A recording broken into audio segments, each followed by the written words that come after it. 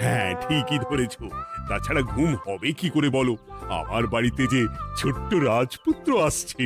তা অবশ্য ঠিক। সেই কবে থেকে আমাদের নাতিকে দেখার জন্য আমরা বসে আছি। আচ্ছা গোপাল, তুমি এইবারে রওনা দাও, বেশি দেরি করো না, জাহাজ ঢুকবার সময় হয়ে এলো। আপনি কিচ্ছু চিন্তা করবেন না মহারাজ, আমি একদম সযত্নে আপনার নাতি ও বৌমাকে রাজপ্রাসাদে নিয়ে আসব। গোপাল, খুঁজে পেতে কোনো রকম অসুবিধে হবে না। মনে আছে রানীমা? এখন তাহলে আসি।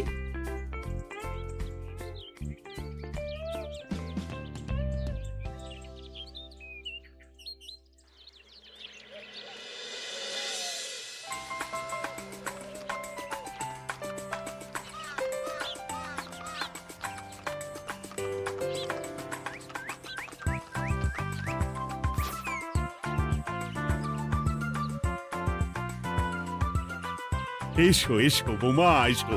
আরে আমার নাতি বাবু যে। বৌমা, পথে আসতে কোনো কষ্ট হয়নি তো?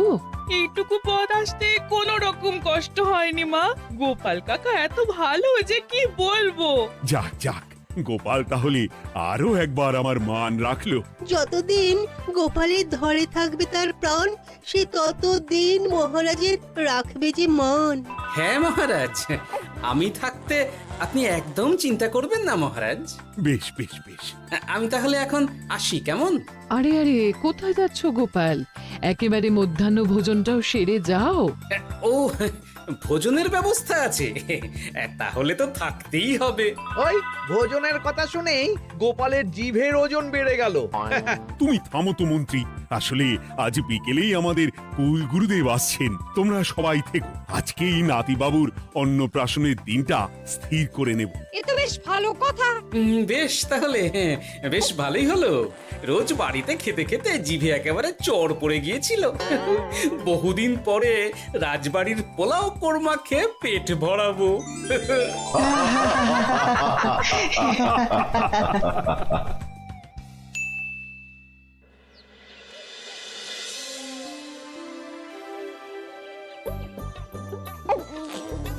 বাহ, তোদের নাতির তো ঢের উন্নতি হবে রে, খুব প্রতিপত্তি হবে, নাম যশ সব হবে, কোনো চিন্তা নেই। গুরুদেব, নাতির শরীর স্বাস্থ্য ভালো থাকবে তো? দেখ, এমনিতে খুব একটা কিছু অসুবিধা তো দেখছি না, তবে হ্যাঁ, সম্প্রতি একটা বড় সড়ো ঝড় বয়ে যাবে দেখা যাচ্ছে। কি সর্বনাশ গুরুদেব, এসব কি বলছেন? কথাটা কি সত্যি? আমি মিথ্যা বলি না, যা দেখলাম, ঈশ্বর আমাকে দিয়ে যা বলালেন তাই বললাম। তাহলে কি হবে গুরুদেব?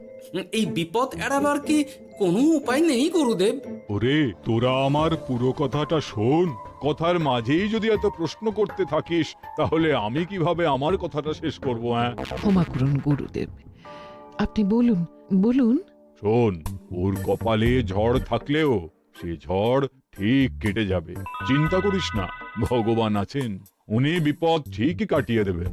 যখন বিপদ চরম সীমায় পৌঁছে যায় তখন ঈশ্বর নিজে এসে আমাদের বিপদ মুক্ত করে। সত্যি গুরুদেব, ঈশ্বর নিজে আসেন? হ্যাঁ, নিজে আসেন। জয় গুরুদেবের জয়।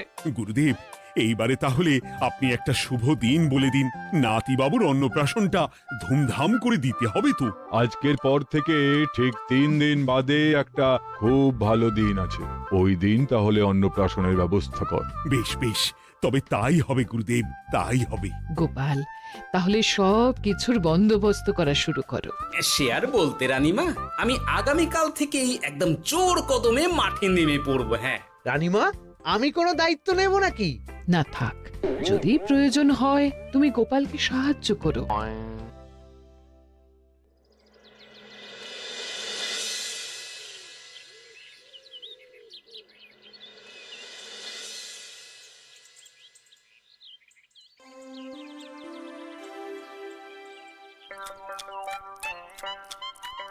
অপূর্ব হয়েছে রান্নাগুলো। সুযোগ পেয়েছে, এক একেবারে 3 দিনের খাওয়া খেয়ে নিচ্ছে। সুযোগ কি কেউ ছাড়ে মন্ত্রী মশাই? এই আপনি বলুন না, যখনই সুযোগ পান কোষাগার থেকে একেবারে থলি ভরে ভরে মোহর সরিয়ে। থাক, মুখ বন্ধ করো, আমার ঘাট হয়েছে বলাটা। তুমি বাবু মন প্রাণ ভরে খাও, কেমন? মহারাজ, এই রকম একটা খুশির দিনেও আপনার মুখে হাসি নেই কেন? আসলে নাতিবাবু তো আর 2-1 দিন পরেই চলে যাবে, সেই কারণেই মনটা বড্ড ভারাক্রান্ত হয়ে রয়েছে। তা তো ঠিকই, আমাদের ছেলেটা আসতে পারল না, যাও বা নাতি এলো, তাও তো এই কটা দিন কি আনন্দেই না কাটলো। আচ্ছা রানী, আমরা যদি আমাদের কাছে আরো কদিন নাতিবাবুকে রেখে দিই তাহলে কেমন হবে? মানে বৌমাকে তো ফিরতেই হবে, বিদেশে আমাদের খোকার কত কাজ বলো তো। আরে বাবা, বৌমা না হয় ফিরে গেল, নাতিবাবু কদিন আমাদের কাছে থেকে গেলে কি এমন হবে? কিন্তু দেখো না বৌমা, আমাদেরও তো একটু ইচ্ছে হয় নাতিপুতিদের নিয়ে খেলবো, আদর করব, দেখো না। ঠিক আছে ঠিক আছে, আপনাদের কাছে আমার বাবু সোনাকে রাখতে আমার কোনো চিন্তাই নেই। ব্যাস, তাহলে তো মিটেই গেল। মহারাজ, নাতিবাবুকে কদিন এখানেই রেখে দিন, আমরা সবাই আছি, ঠিক কোলে পিঠে করে তাকে সামলে নেব। বাবা বাবা বাবা, গোপাল তোমার সব দিকে কান খোলা থাকে তাই না? মহারাজ, আমি হলাম ভাঁড়, তাই মাটির ভাঁড়ের মুখটা যেমন খোলা থাকে তেমন আমার কানটাও সব সময় খোলা থাকে, বুঝলেন?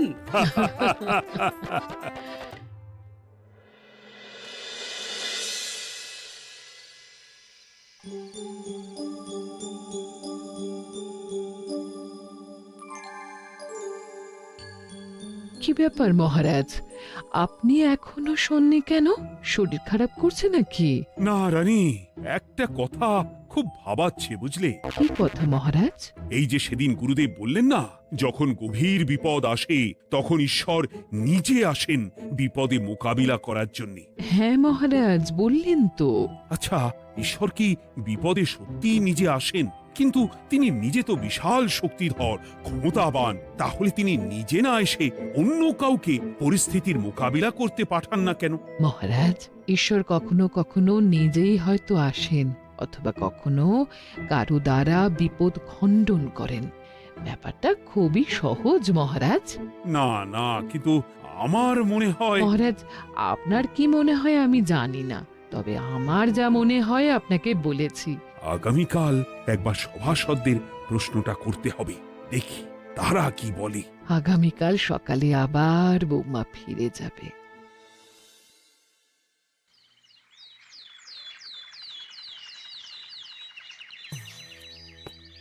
আমি তাহলে আসি, আমার সন্তানকে আপনাদের কাছে কদিনের জন্য রেখে গেলাম, ওকে খুব যত্নে সাবধানে রেখে দেবেন, কেমন? তুমি কোনো চিন্তা করো না মা, আমাদের নাতিবাবু একদম দুধে ভাতে থাকবে। কদিন একটু দেশের মাটিটা চিনে নিক, তারপর না হয় আবার বিদেশে পাড়ি দেবে। এই বলো সোনা।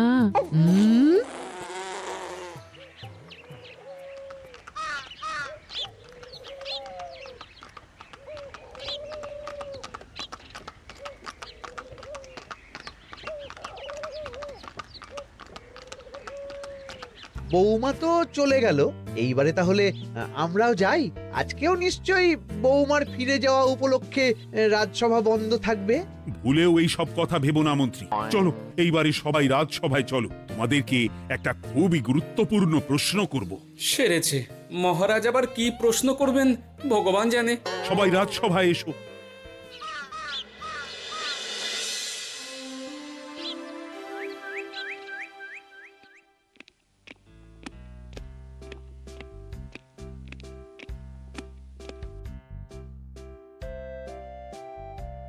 আচ্ছা, তোমরা সকলে বলো তো, ঈশ্বর কি সত্যি বিপদ খণ্ডনে এই ধরাধামে অবতীর্ণ হন?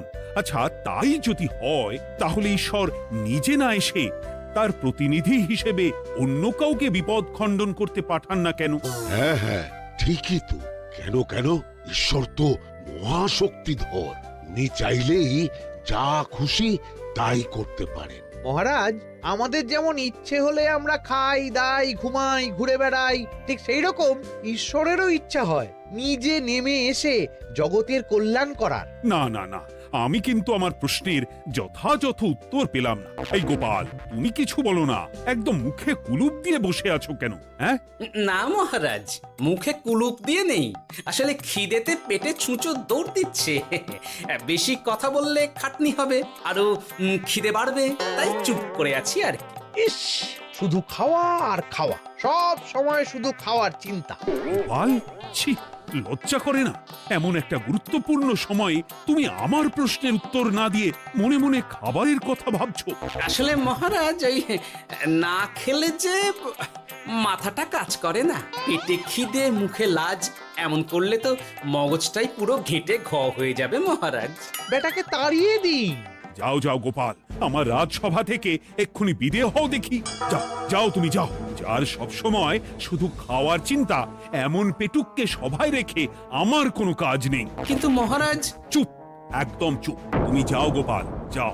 যদি কোনোদিনও উত্তর খুঁজে পাও, তবেই আবার এই সভায় তোমার মুখ দেখিও।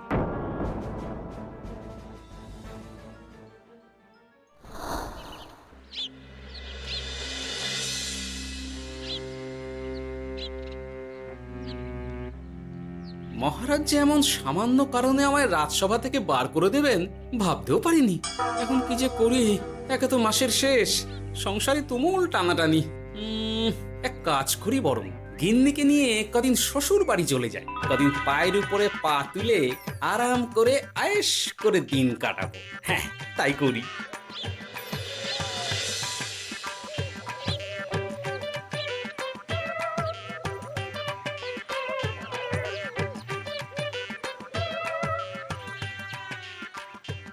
গিন্নি, ও গিন্নি, বলছি কি, ওই শিগগিরই তল্পি তল্পা গুছিয়ে তোমার বাপের বাড়ি চলো। এই কটা দিনের জন্য দুজনে ঘুরে আসি, বুঝলে? কি ব্যাপার? তোমার হঠাৎ করে আমার বাপের বাড়ি যাবার হিড়িক কেন? কিছু মতলব আছে নাকি? আমি না তোমার স্বামী? তুমি আমাকে এভাবে বেমক্কা মতলববাজ বলতে পারলে? হ্যাঁ, কোথায় আমি তোমার কথা ভেবে কথাটা বললাম, আর তুমি কি না আমায় স্বামী না স্বামী কে জানে? এই গত 3 মাস ধরে বাপের বাড়ি যাওয়ার কথা বলছি, তুমি তো তখন কানেই নিচ্ছিলে না, এখন হঠাৎ? আচ্ছা আচ্ছা, বুঝেছি বুঝেছি, অনেক ঝগড়াঝাটি হয়েছে, এইবারে তল্পি তল্পা গুছিয়ে চলো, মেলা সময় বয়ে যাচ্ছে। কি এক্ষুনি যাবে নাকি? সন্ধে হয়ে এলো তো। সন্ধে হয়ে এলো তো কি হয়েছে, চলো চলো চলো, শিগগিরই চলো। ঠিক আছে, আমি প্রস্তুত হচ্ছি। তুমি তাহলে একখানা গরুর গাড়ি ডেকে আনোগে, যাও যাও। আরে মিছিমিছি গরুর গাড়ি রাখবো কেন? আরে বাবা, আমরা হেঁটে যাব, হেঁটে। কি বলছো? এতটা রাস্তা বনের মধ্যে দিয়ে আমরা হেঁটে যাব? হ্যাঁ, শোনো গিন্নি, ওই বাতের ব্যথায় না হাঁটাটা বেশ ভালো, বুঝলে? চলো চলো, দেখবে কোনো রকম অসুবিধে হবে না। হ্যাঁ, আমি তো আছি নাকি? হ্যাঁ,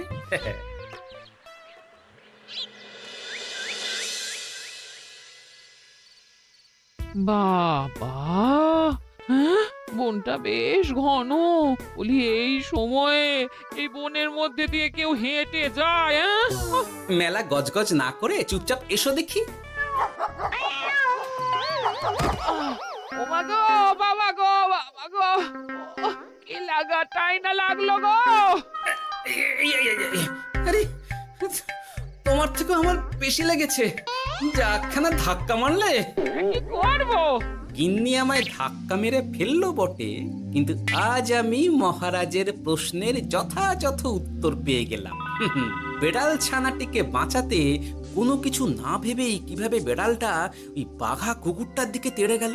হ্যাঁ, তার মানে বিপদে পড়লে সন্তানকে বাঁচাতে না, আমাকে এক্ষুনি একবার রাজপ্রাসাদে যেতে হবে, রানীমার সঙ্গে কথা বলতে হবে। আরে আরে আরে আরে, ওদিকে কোথায় চললে গো? ওদিকে তো তোমার শ্বশুর বাড়ি নয়। আরে বাবা, আমার নয়, তোমার শ্বশুর বাড়ির দিকেই আবার যাচ্ছি, বুঝলে? তার মানে আমরা আর যাবো না? না না, পরে যাব, তাড়াতাড়ি এসো দেখিনি। এ কি রে বাবা, লোকটার মাথাটা কি গেছে নাকি? কখন যে কি করছে নিজেরই ঠিক নেই, যত সব।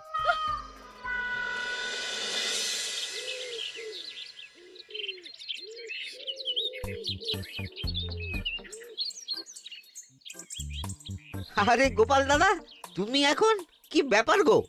আমি একটু রানিমার সঙ্গে দেখা করতে চাই, খুব দরকার। কিন্তু এখন তো সকলে ঘুমাচ্ছে, তাই আমি তো এখন তোমাকে ঢুকতে দিতে পারবো না। আরে অযথা কথা না বলে পথ ছাড়ো, ভিতরে ঢুকতে দাও। গোপাল দাদা, তুমি এই সময় ওই ঢোকার জন্য অহেতুক জেদ করো না। তাছাড়া আমি যতদূর জানি তোমায় তো মহারাজ তাড়িয়ে দিয়েছিলেন, তাহলে আবার বহাল হব, চিন্তা করো না। দয়া করে এখন ঢুকতে দাও। গোপাল দাদা। আহ পেয়াদা, এই এই কি ব্যাপার? এত হইচই কিসের? কি হয়েছে? রানীমা, আমি আপনার সঙ্গে একটু কথা বলতে চাই, বিশেষ দরকার আছে। এসো এসো, ভেতরে এসো। তাহলে মহারাজকে তোমার পরিকল্পনা মতো বাইরে নিয়ে যেতে পারলেই উনি ওনার প্রশ্নের উপযুক্ত জবাব পেয়ে যাবেন, বলছো? সে ব্যাপারে আপনি 100% নিশ্চিত থাকুন রানীমা। এখন আপনি শুধু আমার পরিকল্পনা অনুযায়ী মহারাজকে নৌকা বিহারে যেতে রাজি করান। তারপর কি হয় সেটা আপনি নিজেই সচক্ষে প্রমাণ পেয়ে যাবেন। তোমার উপরে আমার অগাধ আস্থা গোপাল। ঠিক আছে, তুমি যেমনটা বললে ঠিক ওইভাবেই আমি নৌকা বিহারের ব্যবস্থা করছি। রানীমা, দেখবেন এই পরিকল্পনাটা যাতে কোনোভাবেই পাঁচকান না হয়, তাহলে কিন্তু সব ভেস্তে যাবে। নিশ্চিন্তে থাকো গোপাল, কিচ্ছু হবে না, নিশ্চিন্তে থাকো।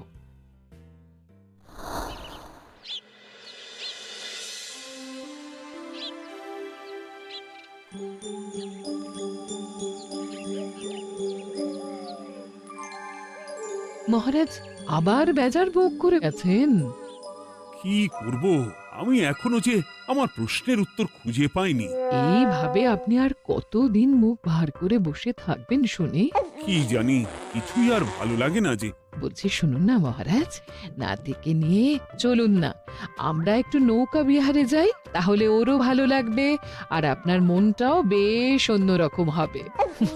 ঠিক আছে, তাহলে চলো একটু নৌকা বিহার করে আসি।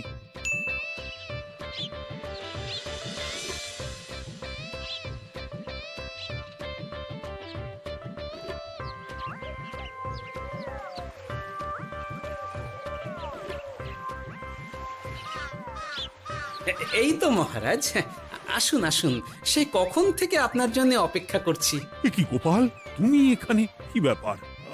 তোমার সঙ্গে তোমার স্ত্রীও আছেন দেখছি। মহারাজ, কতদিন আপনাকে দেখিনি বলুন তো, তাই আজকে একদম সস্ত্রীক চলে এলাম। চলুন চলুন, সকলে মিলে নৌকো বিহার করে আসি। কিন্তু আমি তো তোমাকে তাড়িয়ে দিয়েছিলাম, তারপরেও তুমি। মহারাজ, অনেক তো হয়েছে, এখন এসব কথা ছেড়ে নৌকোতে টুকুস করে উঠে পড়ুন দেখি। কিন্তু মহারাজ অযথা দেরি করবেন না, চলুন উঠে পড়ুন।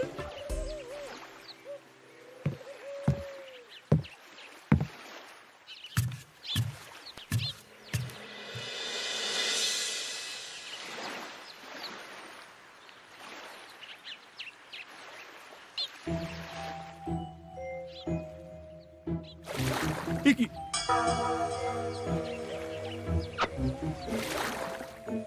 এই নাও, দেখো দেখো, ও কোনো সাড়া শব্দ করছে না কেন? সারা শব্দ করবেন না মহারাজ। মানে এসব কি বলছো? এই পুটুলির ভেতরে তো আপনার নাতি নেই, এখানে নাতির বদলে রয়েছে একখানা খেলার পুতুল। এসব কি বলছো তুমি? এইটা যদি পুতুলি হয় তাহলে আমার নাতি বাবু কোথায়? হ্যাঁ, আপনার নাতি এইখানে একদম সুরক্ষিত অবস্থাতেই আছে। যাক বাবা, আমি যে কি ভয় পেয়ে গেছিলাম তার কি বলবো। কিন্তু রানী, তুমি আমার সঙ্গে হঠাৎ কেন এমন ছলনা করলে? হ্যাঁ, আমার কথাই মহারাজ। কেন? আসলে আমি আপনাকে এই ঘটনার মধ্যে দিয়ে আপনার প্রশ্নের আসল উত্তরখানা দিতে চেয়েছিলাম, তাই। গোপাল, কি বলতে চাইছো একটু খুলে বলো তো। আপনি জানতে চেয়েছিলেন যে ঈশ্বর যেহেতু বিশাল ক্ষমতাধর, তাই সন্তানের বিপদে তিনি নিজে না এসে অন্য কাউকেও তো তার প্রতিনিধি হিসাবে বিপদটা কাটাতে পাঠাতে পারেন। হ্যাঁ, কিন্তু তার সঙ্গে এই ঘটনার কি সম্পর্ক শুনি? মহারাজ, পুতুলটি যখন জলে পড়ে গেল তখন আপনি সেটিকে নিজের নাতি ভেবেই একবারও কারুর জন্য অপেক্ষা উপেক্ষা না করে, নিজের প্রাণের তোয়াক্কা না করে নাতিবাবুকে রক্ষা করলেন। মহারাজ, আমরা ঈশ্বরের মানব সন্তান। ঈশ্বর আমাদের সকলের হৃদয়ের ভিতরে বসবাস করে, তাই বিপদ হলেই তিনি ছুটে আসেন, কখনো নিজে, আবার কখনো বা কোনরূপ প্রতিনিধি মারফত। তাই ভবিষ্যতে আর কোনোদিনও ঈশ্বর সম্পর্কিত কোনরূপ সংশয় মনে রাখবেন না, কেমন? সাধু সাধু, ধন্য তোমার বুদ্ধি হে গোপাল। সত্যি যেভাবে তুমি একটা ঘটনার মধ্যে দিয়ে আমায় আমার প্রশ্নের উত্তরটা ব্যাখ্যা সমেত, তার কোনো তুলনা হয় না। তোমার যে আর কিভাবে প্রশংসা করব তাই ভাবছি। মহারাজ, আমার আর প্রশংসা না করে ওই পেট পুরে একটু ভালো মন্দ খাওয়ান তো দেখি, তাহলেই হবে, আর কিচ্ছু চাই না। আচ্ছা আচ্ছা, বেশ বেশ, তাই হবে। আগামী 7 দিন তোমার সস্ত্রীক সহ রাজবাড়িতে দুবেলা আহারের নিমন্ত্রণ থাকলো, কেমন? ব্যাস, আর কি চাই?